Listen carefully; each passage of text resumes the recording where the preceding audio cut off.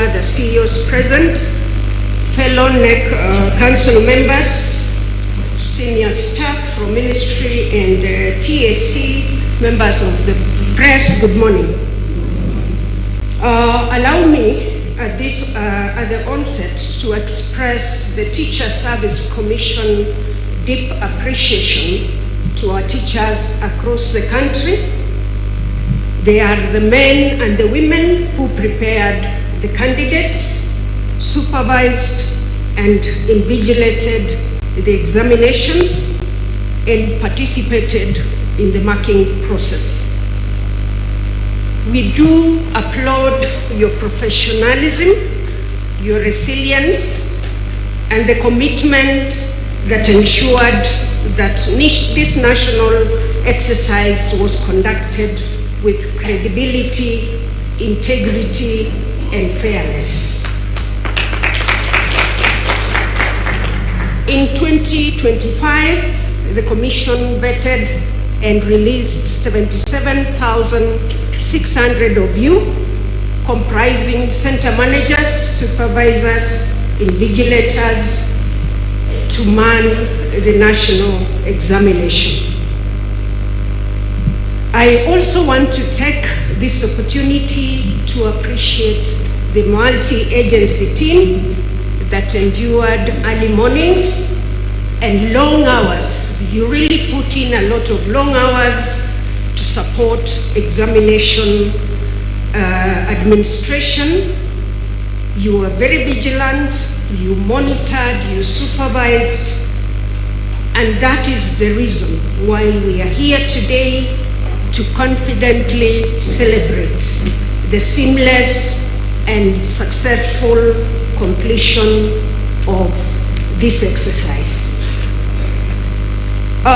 We would not have done what we did without the leadership and direction of our CS, who is the lead in our sector, the Cabinet Secretary, Professor Bitok, the NEC Council. They provided the necessary stewardship and coordination of the multi-agency efforts. Ladies and gentlemen, today marks a milestone on the academic journey of the 2025 candidates countrywide. I congratulate each one of them for their discipline, for their perseverance and determination that brought them to this moment.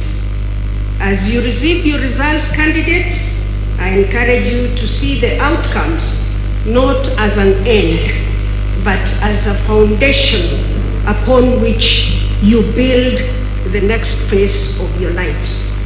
Remain focused, stay curious, and continue to pursue excellence. On grade 10 transition, allow me to say this. We want to assure parents that all teachers are prepared to receive the grade 10 CBE candidates who will join senior school from Monday. Our teachers are adequately equipped with the competencies, with the skills, and the confidence required to meet the diverse learning needs of our CBE students. I appeal to our heads of institutions at senior school to broaden the curriculum. Of course, facilities allowing, we know some of you do not have the necessary facilities to ensure that learners joining to explore their potential in all areas of the curriculum. The Commission is determined to address the existing teacher shortages in the new learning areas. With those very few remarks, I want to urge all of us to remain steadfast in our resolve to provide every learner in Kenya with quality, relevant, and inclusive education. I want to wish all of you a prosperous 2025. 26. Thank you very much.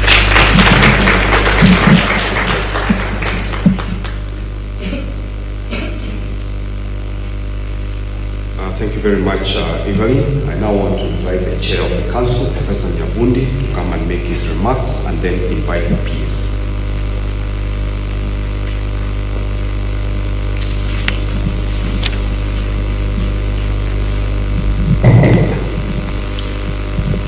Good morning, all of you.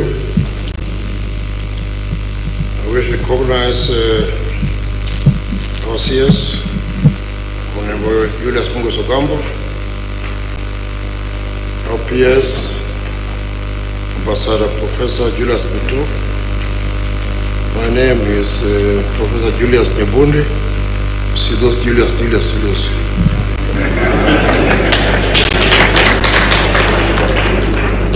All other protocols observed. The CEO of NEC stopped. The teachers and the schools did their work in preparing the candidates for the examinations. They did a good job at their level. NEC has done its job in setting, administering, and now being ready to release the results. Today our role is to release these results as a realization of the ultimate fruit of these efforts. As the chairman of the council, I wish first and foremost to introduce my members who are here. It's a very powerful council. First of all, I have my first and foremost member is none other than my PS, Professor Ambassador. Please, everybody knows him right now. My other member is none other than the CEO of Kcse, the largest employer in this country. There are other members who are not here today, but I have Mr. Zephaniah Koech, my member, and ultimately we have the CEO of NEC himself, Dr. David Njegere, who has done a commendable job along with his members to bring us this far. We are here today to release results, and this responsibility is bestowed upon the CS, accompanied here with his senior members of the ministry and other agencies. I want to recognize my colleague, Dr. Home, who is in charge of COOPS, and anybody else who is here, any other CEO of the agencies who is here today. We appreciate your efforts. We all work together as a ministry. The responsibility of releasing these results is bestowed on the CS. And therefore, I want to take this opportunity to invite the PS, who will then invite the CS to do what we are all here for. Thank you very much, Mr. PS.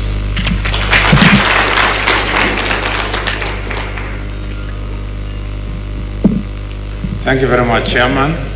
Our Minister, Waziri Julius Migos, our Chair of NEC Council, Professor Julius Nyabundi, our CEO, NEC and CEO Kcse, all the protocols observed. Good morning.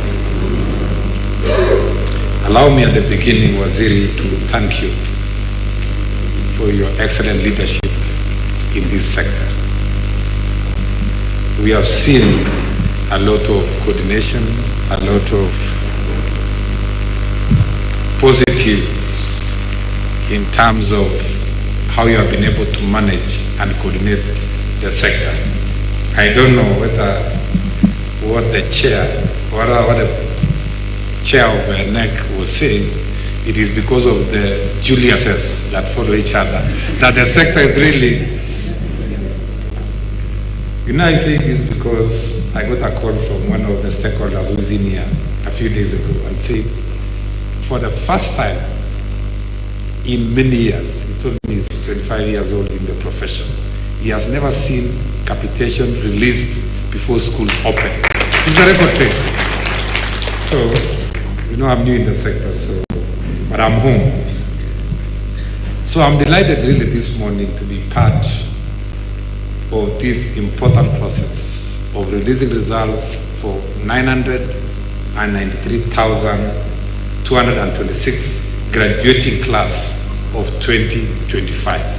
The results are good, and I want to take this opportunity to congratulate the class of 2025 Kcse. Waziri, the state of competence-based education is strong. We are doing everything under your leadership to ensure that we put competence-based education on track. We know we are in the third last cohort of Kcse, but the future is really bright in matters education in this country. We have been able to place 1.1 million learners transiting from junior school to senior school. We have given them an opportunity for the first time also to do their vast revision.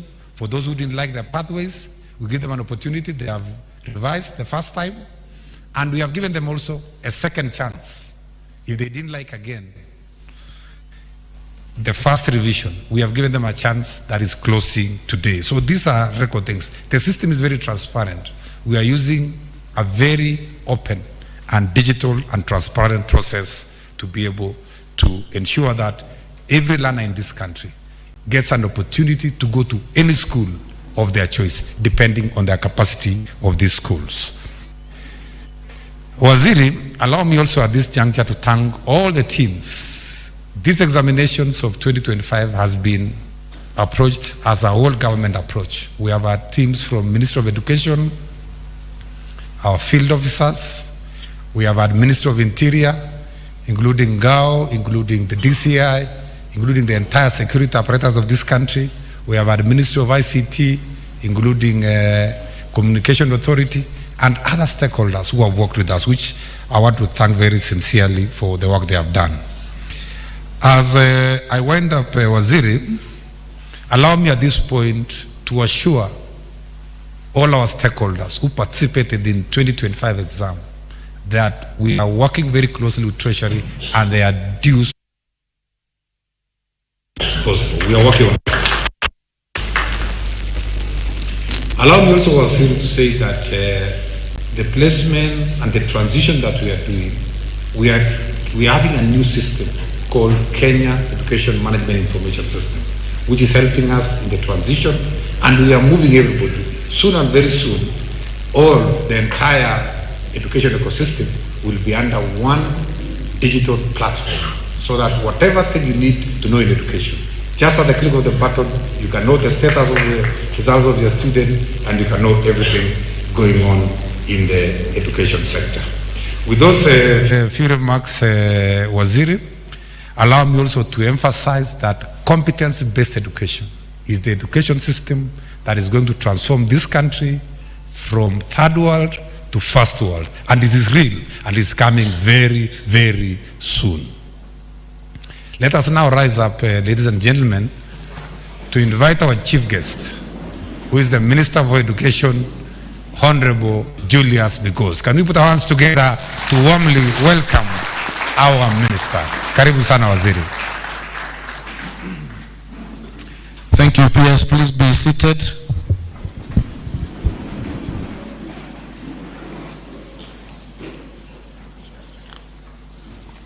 The Principal Secretary, the State Department for Basic Education, Ministry of Education, Ambassador Professor Julius Bitok, our area MP, Professor Phyllis Bartow, the Chairperson of the Kenya National Examinations Council, Professor Julius Nyabundi,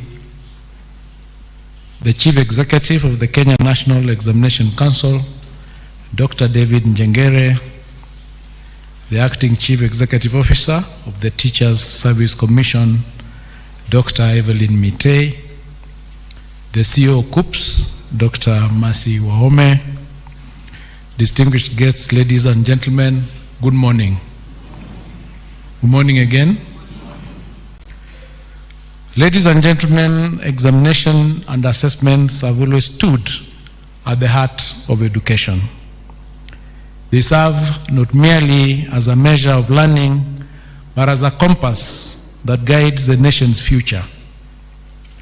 As the Kenya Certificate of Secondary Education Kcse examination draws to a close with the phasing out of the 844 system, we recognize its historic role in shaping generations of learners.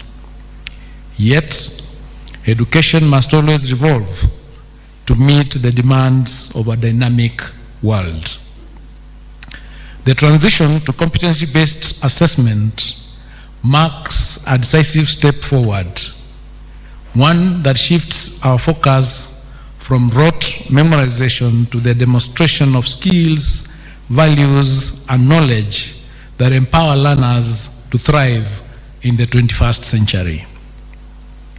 It is in this spirit of transition that we gather today to mark the release of the results of the third to last cohort to undertake the Kcse examination, even as we celebrate the progression of the very first cohort under the competency-based education into senior school this coming Monday. This moment stands as both a culmination of a long-standing tradition and the dawn of a new era, affirming our collective commitment to assessments that not only measure achievement, but also nurture the competencies required for the future. Ladies and gentlemen, I wish to extend my profound gratitude to all sector stakeholders who year after year have demonstrated unwavering dedication in preparing our Kcse candidates and ensuring the successful and seamless administration of the national examinations. Their commitment has safeguarded the credibility of our examination system and upheld the high standards that define our education system. Let me take this opportunity to acknowledge the concerted efforts of colleagues across the Ministries of Education, the Ministry of Interior and National Administration, and Information, Communication and the Digital Economy, as well as the Teacher Service Commission during the administration of the 2025 Kcse examination series. In the same vein, may I commend all the center managers, supervisors, and invigilators for the integrity and diligence that have made this examination cycle a success. Today, as we release results for 993,226 candidates, I wish to register my sincere appreciation to His Excellency the President, Dr. William Samoei Ruto, for his trust and steadfast support in enabling our team to implement critical reforms in the education sector. These reforms are geared towards transforming the delivery of learning and teaching in order to nurture and build every learner's potential and to equip them with the skills and competencies necessary for life in the 21st century.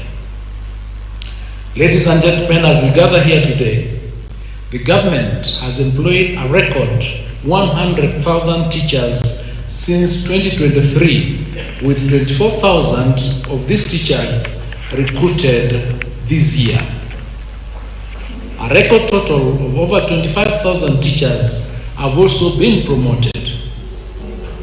To better prepare our teachers for the rollout of the competency-based education, our teachers have been retooled and reoriented to the new system. The primary objective is to strengthen teaching and learning in our schools and consequently to improve our education outcomes. In order to enhance access, we are expanding infrastructure across our basic education institutions. In the financial year 2024-2025, we built a record 23,000 classrooms across the country to support the transition of the first grade 9 cohort. This year, we will construct a total of 1,600 laboratories in various senior schools in order to support practical learning. To anchor these reforms on a solid legal and policy foundation, we will soon be presenting a sessional paper and 11 bills to Parliament for consideration and enactment. Once passed, this will help entrench efficiency and effectiveness in our education system and affirm its competitiveness globally. We also continue to support our learners with capitation in fulfillment of the government's obligation to provide free and compulsory basic education. For this school year, for instance, we released the sum of 44.2 billion shillings as capitation for learners in all public basic education institutions ahead of school opening. This is the first time that capitation has been disbursed before schools open. Heads of institutions are expected to ensure prudent use of these public resources for the benefit of learners and to desist from imposing any extra levies or fees upon parents. The candidates whose results we release today are now expected to transit to tertiary institutions, either in universities or TVET institutions. At the tertiary level, we are implementing the student-centered funding model by which the government supports students and trainees by way of scholarships and loans depending on the level of need of each learner.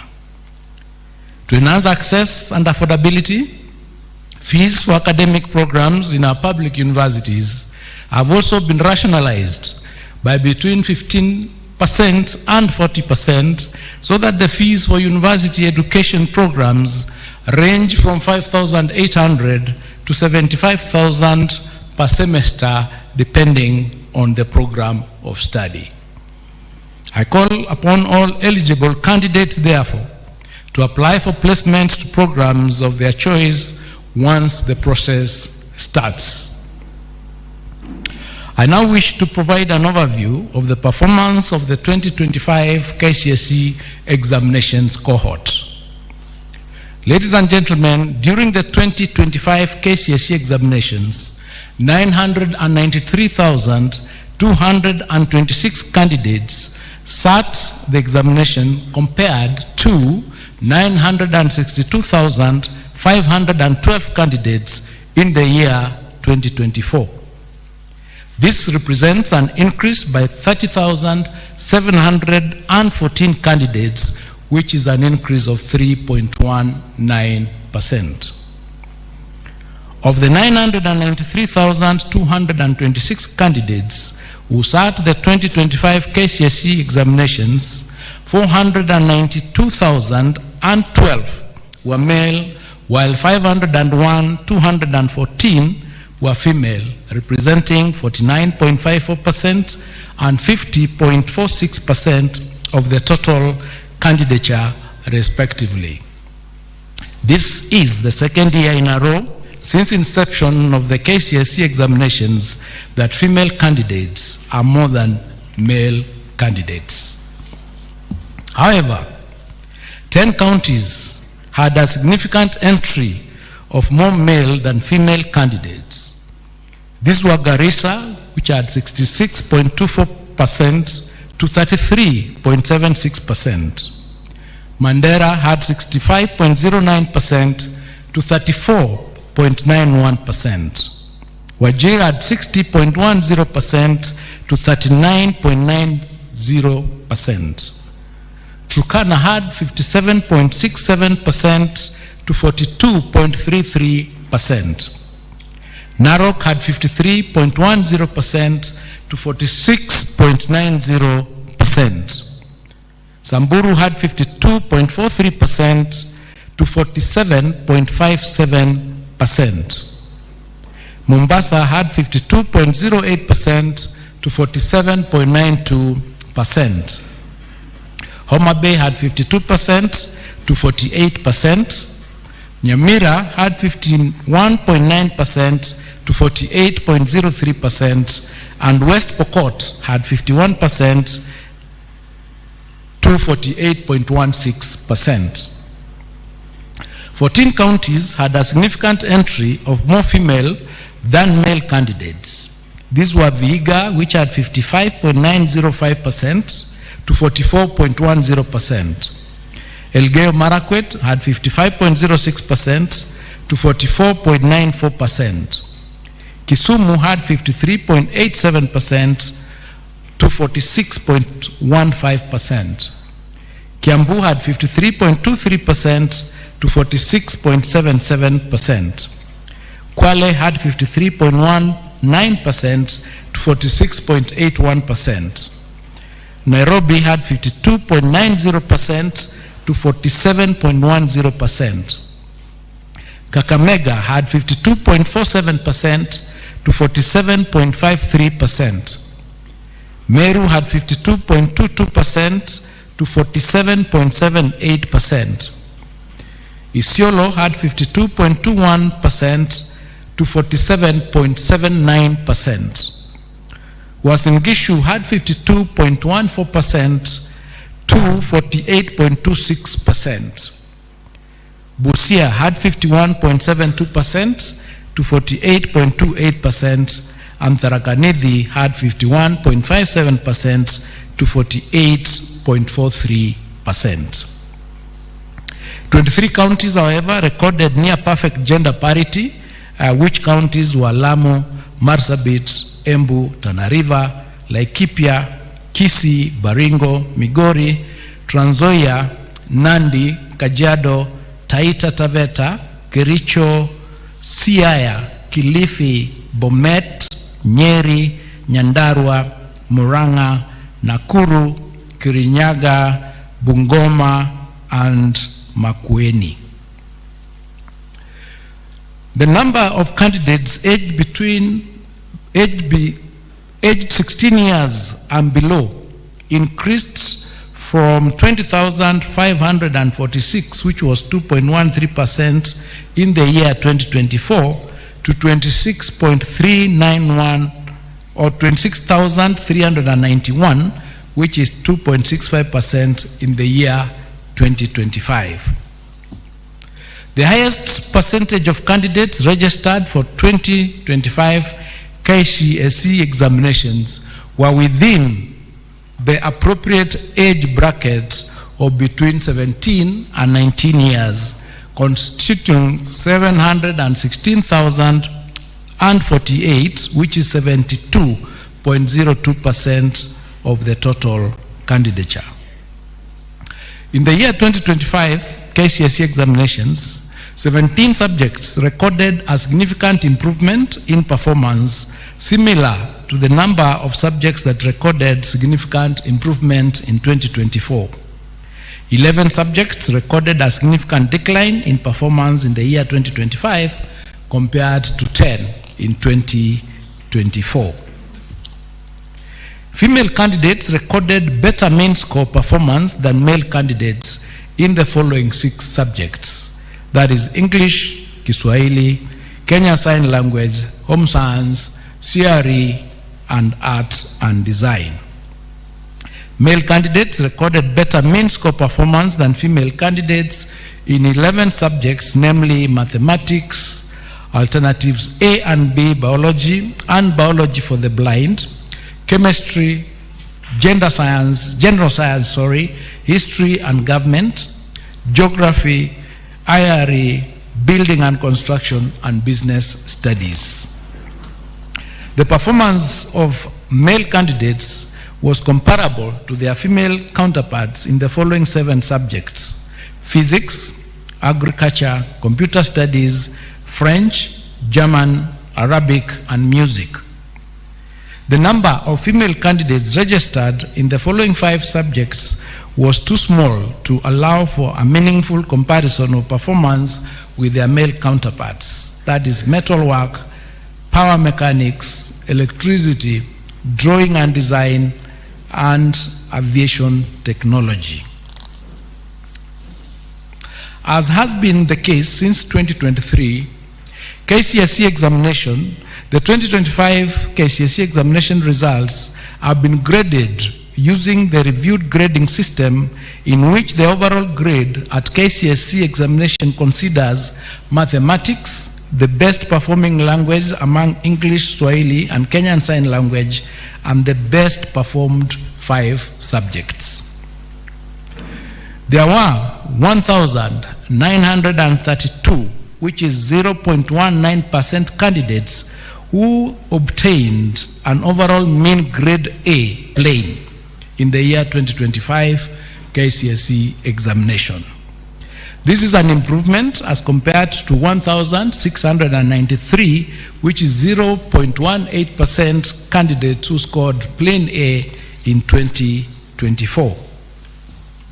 The number of candidates with direct university entry qualifications of mean grade C plus and above was 270,715, which is 27.18% in the year 2025 Kcse examination. This is an improvement compared to 246,391, which was 25.53% in the year 2024. The number of candidates with grade C minus and above was 507,131, which is 50.92% in the year 2025 Kcse examination, compared to 476,889, which was 49.41% in the year 2024. The number of candidates attaining a pass grade, which is grade D plus and above, was 634,082, which is 63.67% in the year 2025, compared to 605,774, which is 62.76% in the year 2024. National schools produced the highest number of candidates with an overall mean grade of A, which was 1,526, followed by extra county schools, which had 197, and private schools, which had 185.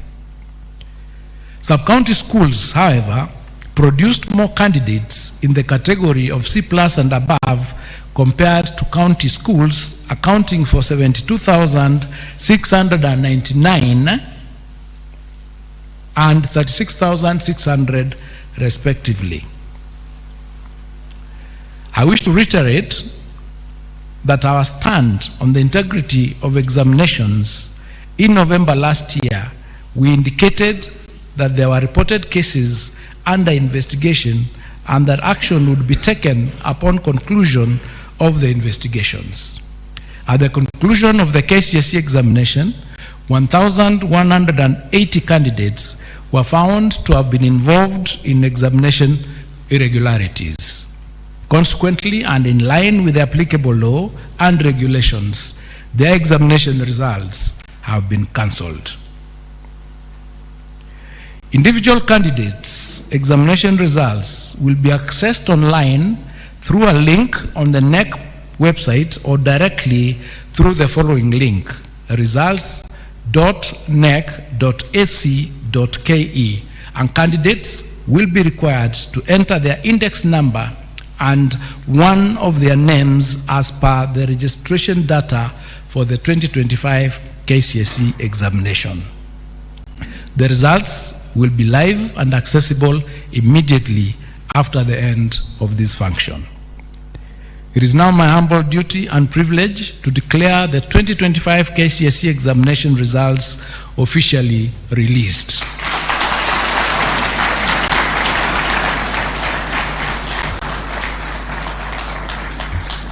I wish all the candidates success in their future endeavors, and to all of you, Happy New Year, thank you, and God bless you.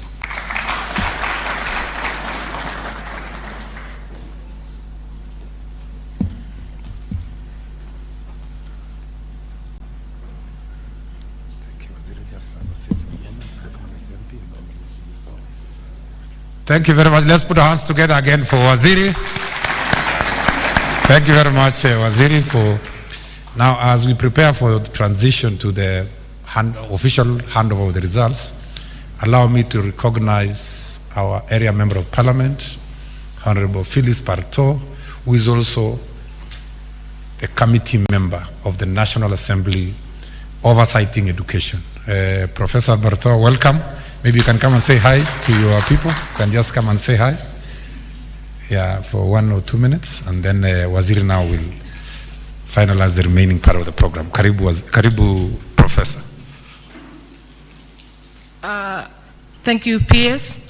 Let me ride on the protocol already observed and use this opportunity to welcome all of us to Kcse High School. Kcse is the only national school in Moiben constituency, and Bwana CS, it's a great honor for you to bring the results, the release of results to Moiben constituency this day. And I'm glad that I have heard that the students or our schools in this region were not involved in any examination malpractice. And I want to thank our principals, our teachers, and all those who participated in the examinations, the security, all the way, for a very credible exercise. And I'm very proud, as the area member of parliament, I'm very proud of my people of Moiben constituency. I want to take this opportunity also to congratulate all the students in Kenya whose results are being released today. And I want to encourage them that there is no result which is not good. All results are good, and they prepare us for different pathways. So we celebrate ourselves. Even completing high school is an achievement on its own. So I want to congratulate all our students as they prepare their careers henceforth, those who will go to universities, those who will go to TVETs, and those who will pursue different careers in their lives. This is just the beginning, and all will be well. I want to also congratulate my candidates from Moiben constituency, and I know the choice of Moiben constituency to release the results is an indication that the results from our constituency are improved. That's an indication that we improved. So I want to thank everybody, and karibuni sana. Asanteni. Thank you very much. Let's put our hands together for area member of parliament and member of committee of education for national. Thank you very much, Mheshimiwa. Pass our regards to the entire committee. As the CS has said, we really appreciate the support we received from the Committee of Education in the National Assembly. Asante sana. It's now my humble duty again to invite Waziri to do now the ceremony. Let us wait a little bit. It's not going to be a long ceremony of presentation of these results. Karibu Waziri.